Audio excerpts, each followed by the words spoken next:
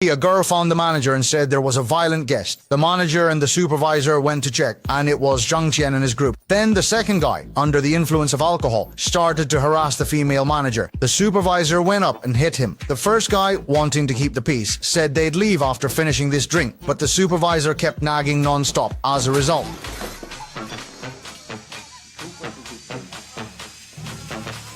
then had his arm chopped off. Meanwhile, Donghae was woken up by someone, checked his phone, and saw all the missed calls from his subordinates. It did not look good at all. He left the private room and went directly to handle the case. After questioning the manager, he found 3 perpetrators through the surveillance footage, but the image was too blurry to make out their faces. What could be determined was that these people were stealing, the ones who sneaked across. So Donghae contacted the leader of Yishuai's gang for help in investigating recent stowaways. Then, through 2 informants, he learned that the leader of the Viper gang was killed yesterday and the body was cut into pieces, the method extremely their brutality. Overnight, under Donghae's jurisdiction, there were 2 homicide cases. Donghae doesn't even know what to do.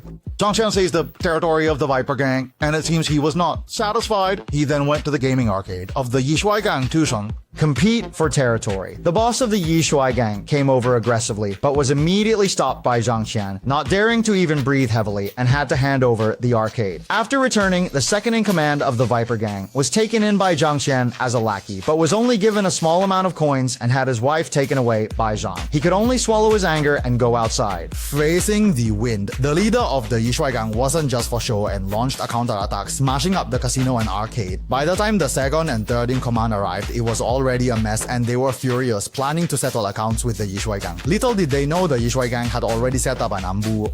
In the alley, they surrounded the 2, and both sides immediately engaged in battle. At this moment, Brother Dong arrived, dispersed the Yishuai gang, and directly executed a deadly triangle choke, capturing the second in command, but his subordinates were unable to caught the third. Back at the police station, no matter how Dong threatened him, he was as stubborn as a cooked duck, refusing to speak even under threat. Meanwhile, the KTV owner Huang captured the second in command of the Snake Gang. Due to Zhang Qian cuckolding him, he harbored resentment and decided to help Huang take down Zhang Qian. On the other side, Zhang Qian found out that number 2 was captured and the place was smashed, which made him very angry. He and number 3 began their retaliation. When the leader of Yishuai gang was holding a birthday celebration for his mother, number 3 started spraying the fire extinguisher everywhere at the scene, taking advantage of the chaos. Zhang Qian came in with the weapon and attacked. How could he be a match for Zhang Qian? He was quickly taken out, adding another murder case. This incident made the news, with the public murder disregarding the law. The upper management was very displeased and planned to hand over the case to another team for investigation. So Brother Dong promised the leader that if the case wasn't solved in 10 days, he would go home and pickle